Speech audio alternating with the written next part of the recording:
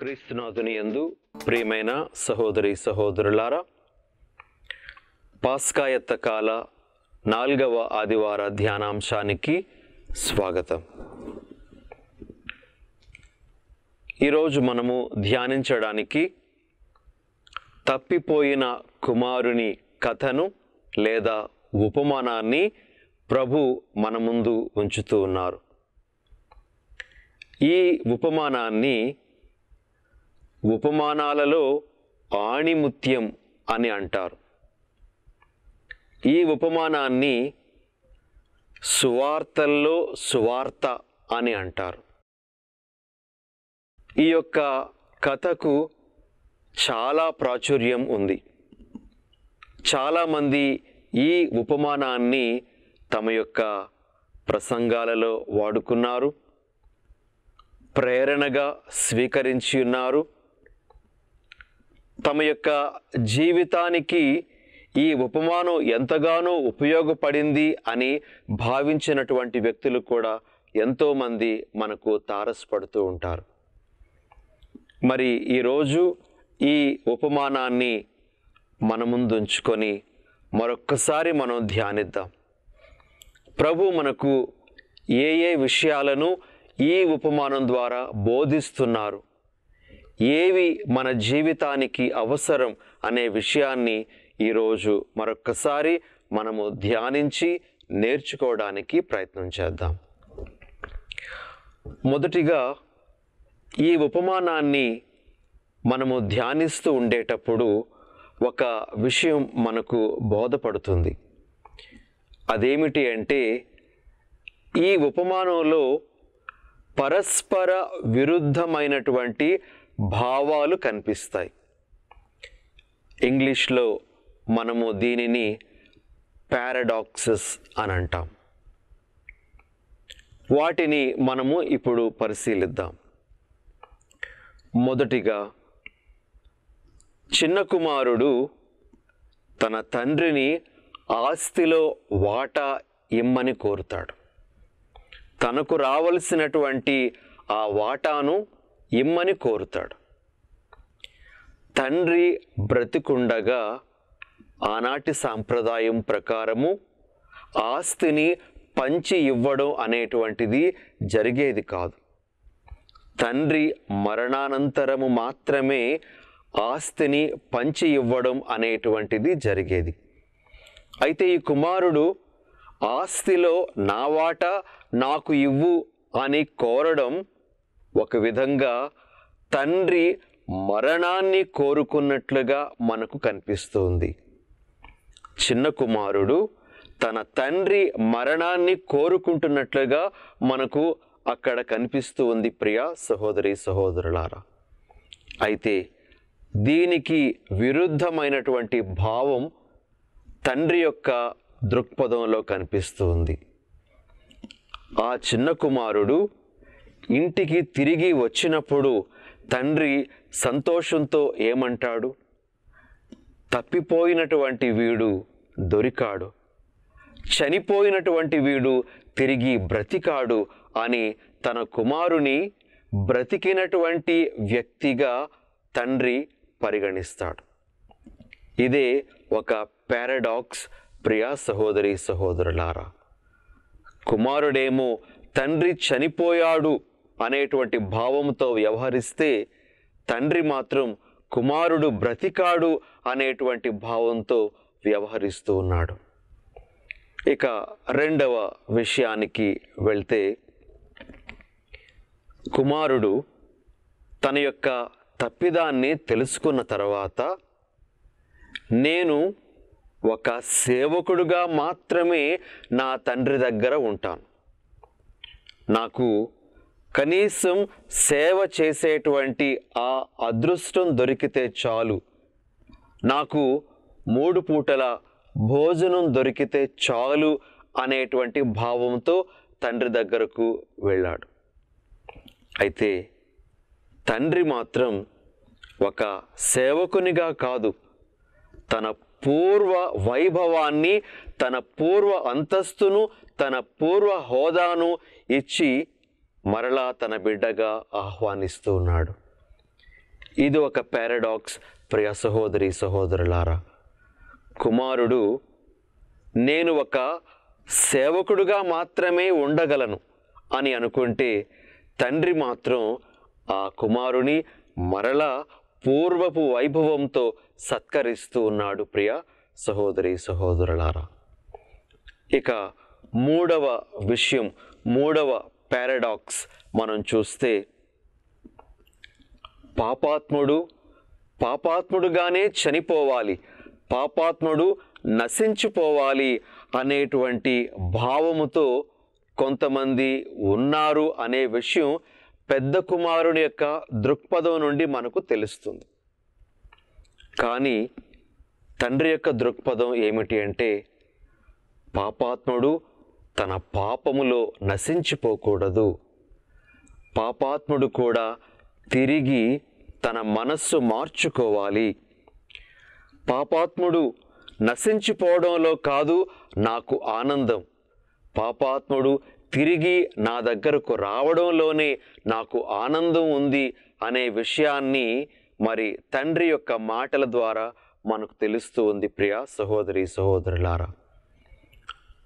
కొంతమంది పాపాత్ములు నశించిపోవాలి అని కోరుకుంటూ ఉంటే, మరి ఇంకొక తండ్రి యొక్క అభిప్రాయం ఏమిటి అంటే, పాపాత్ముడు నశించిపోవడం కాదు, పాపాత్ముడు మనస్సు మార్చుకోవాలి, పాపాత్ముడు మరలా నూతన జీవం పొందాలి అనేటువంటిది తండ్రి యొక్క అభిప్రాయం. ఇలా మనకు కొన్ని పరస్పర విరుద్ధమైనటువంటి భావాలు ఈ ఉపమానాన్ని ధ్యానిస్తూ ఉండేటప్పుడు కనిపిస్తూ ఉంటాయి ప్రియ సహోదరి సహోదరులారా. అయితే ఈ రోజున ఈ ఉపమానంలోని ముగ్గురు పాత్రలు, తండ్రి, చిన్న కుమారుడు, పెద్ద కుమారుడు, ఈ మూడు పాత్రల నుండి ప్రభు మనకు ఏ ఏ సందేశాలను ఇస్తూ ఉన్నారో మనము గుర్తించటానికి ప్రయత్నం చేద్దాం.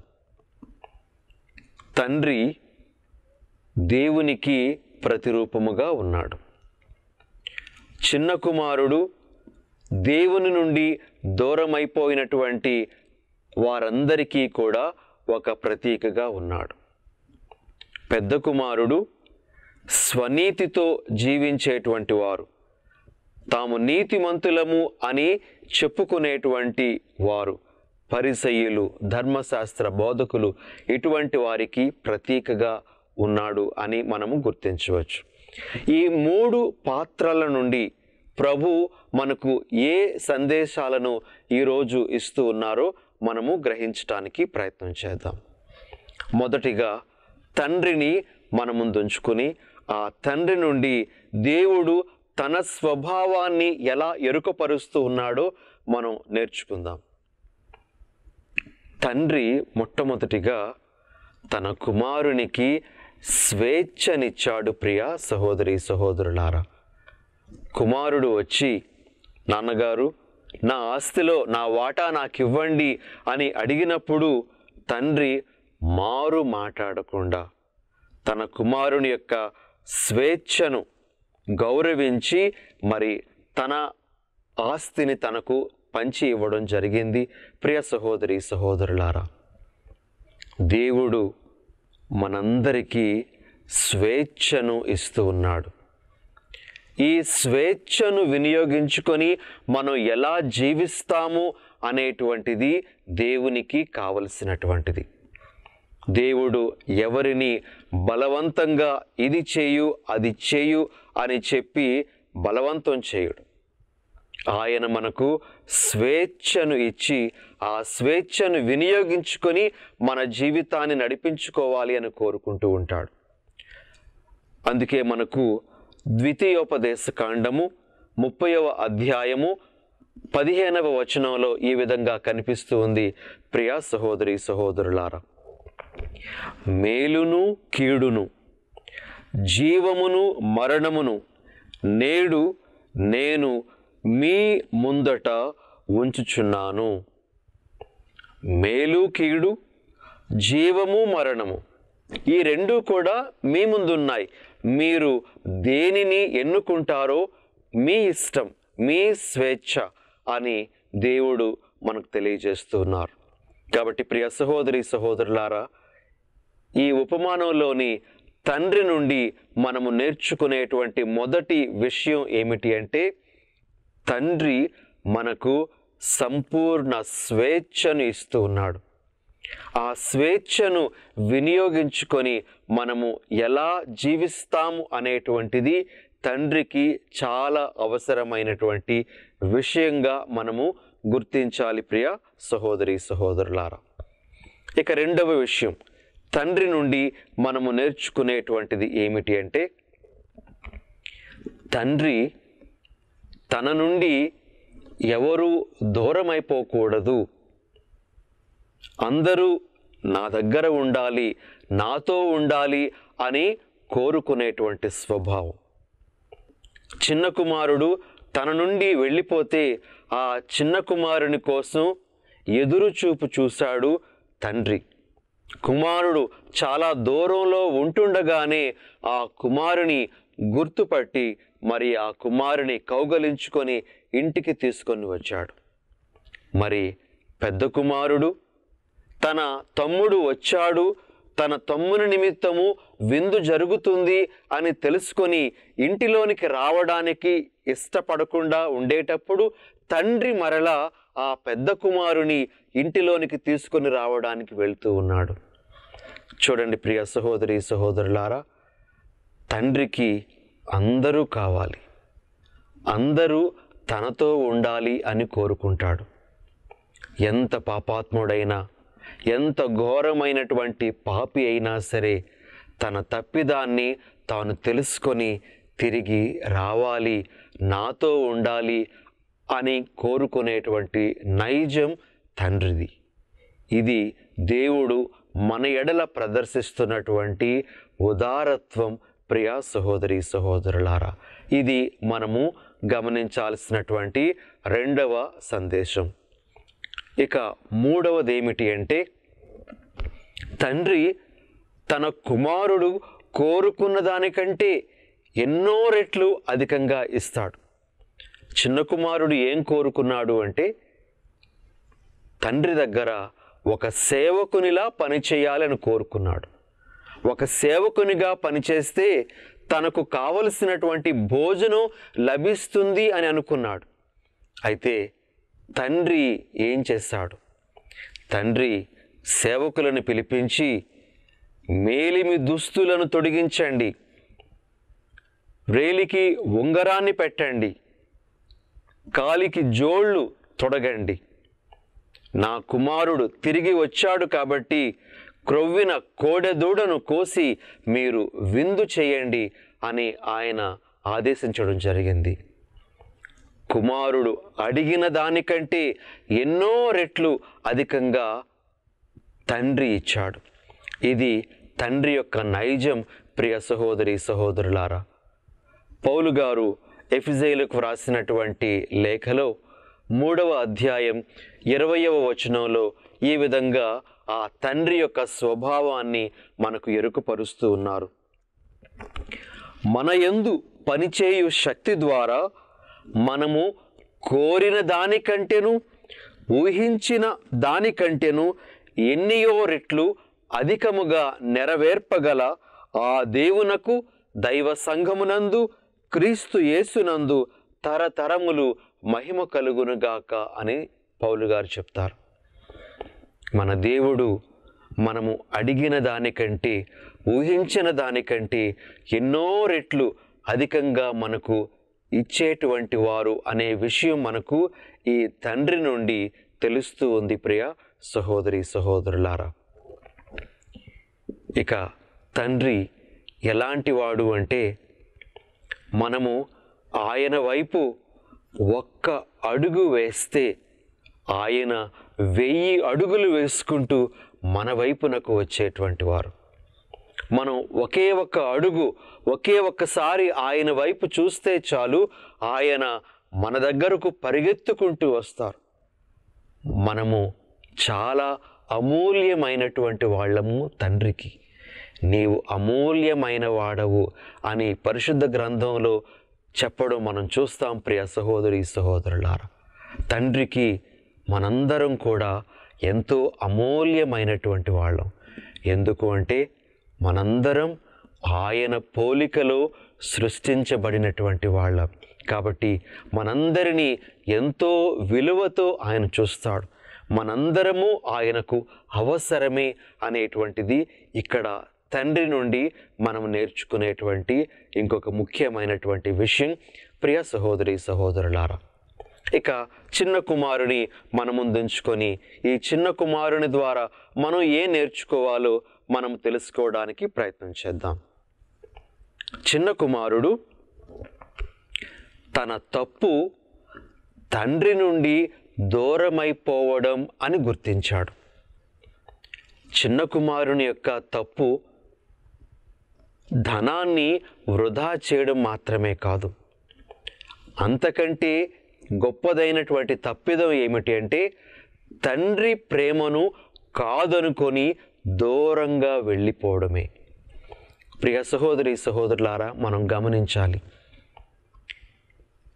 ఏ పాపమైనా అది ప్రేమకు వ్యతిరేకమైనటువంటిదే అనే విషయం చిన్న కుమారుడు ఆ విషయాన్ని గమనించాడు. తన తప్పు తండ్రి నుండి దూరమైపోవడం అని గుర్తించి మరలా తండ్రి దగ్గరకు వచ్చాడు. ఇదే పాప సంకీర్తనంలో మనము చేయాల్సినటువంటిది. నేను మరలా తండ్రితో ఉండాలి, తండ్రి యొక్క ప్రేమను అనుభూతి చెందాలి అనేటువంటి భావంతో మనము పాప సంకీర్తనాన్ని సమీపించాలి. ప్రియ సహోదరి సహోదరులారా, ఇది ఆ చిన్న కుమారుని నుండి ఈరోజు మనము నేర్చుకోవలసినటువంటి ఒక విషయం. రెండవ విషయం ఏమిటి అంటే చిన్న కుమారుడు తన తప్పును ఒప్పుకున్నాడు. తాను చేసినటువంటి తప్పిదాన్ని తండ్రి ముందు ఒప్పుకున్నాడు. తన మనసులో మొదట ఒప్పుకొని తర్వాత అదే విషయాన్ని తన తండ్రి ముందు కూడా ఒప్పుకోవడానికి ప్రయత్నం చేశాడు. మనం చేసినటువంటి తప్పును ఒప్పుకోవడం అనేటువంటిది చాలా ముఖ్యమైనటువంటి విషయం. ప్రియ సహోదరి సహోదరులారా, ఒక తత్వవేత్త అంటాడు, నేను పాపము చెయ్యలేదు, నాలో ఏ తప్పు లేదు అని అనుకోవడమే పెద్ద పాపము అని. అవును ప్రియ సహోదరి సహోదరులారా, చాలామంది ఇదే భావంతో ఉంటాం. నాలో ఏ పాపము లేదు, నేను ఏ పాపము చేయలేదు అనేటువంటి భావంతో ఉంటే అదే చాలా గొప్పదైనటువంటి పాపం, ఘోరమైనటువంటి పాపం అని మనం చెప్పుకోవచ్చు. అందుకే మనకు సామెతల గ్రంథంలో కూడా ఒక వాక్యం చాలా చక్కగా ఈ విషయాన్ని మనకు బోధపరుస్తూ ఉంది. సామెతలు 28వ అధ్యాయం 13వ వచనంలో ఈ విధంగా ఉంది, తన పాపములను కప్పిపెట్టుకొనువాడు బాగుపడడు, ఆ పాపములను ఒప్పుకొని వానిని పరిత్యజించువాడు దేవుని దయను పొందును అని. మనము ఎప్పుడైతే మన యొక్క తప్పిదాలను ఒప్పుకుంటామో అప్పుడు దేవుని యొక్క అపారమైనటువంటి కృపను దయను పొందుతాం అనేటువంటి విషయం ఈ చిన్న కుమారుని యొక్క జీవితం నుండి కూడా మనకు తెలుస్తూ ఉంది. ప్రియ సహోదరి సహోదరులారా, ఇక పెద్ద కుమారుని మన ముందు ఉంచుకొని మనం ఆ పెద్ద కుమారు నుండి ఏం నేర్చుకోవాలో ఈరోజు గ్రహించడానికి ప్రయత్నం చేద్దాం. ఈ పెద్ద కుమారుడు స్వనీతి దృక్పథానికి అలవాటు పడినటువంటి వ్యక్తులకు గుర్తుగా ఉన్నాడు. సెల్ఫ్ రైచియస్ యాటిట్యూడ్ అని అంటారు. స్వనీతి దృక్పథం అంటే నాకు అంతా తెలుసు, నేను చేసింది కరెక్ట్, ఇక నాకెవరు కూడా చెప్పాల్సిన అవసరం లేదు, నేను నీతిమంతుడను, వేరే వాళ్ళే పాపాత్ములు అనేటువంటి భావముతో ఉండడం స్వనీతి దృక్పథం. ప్రియ సహోదరి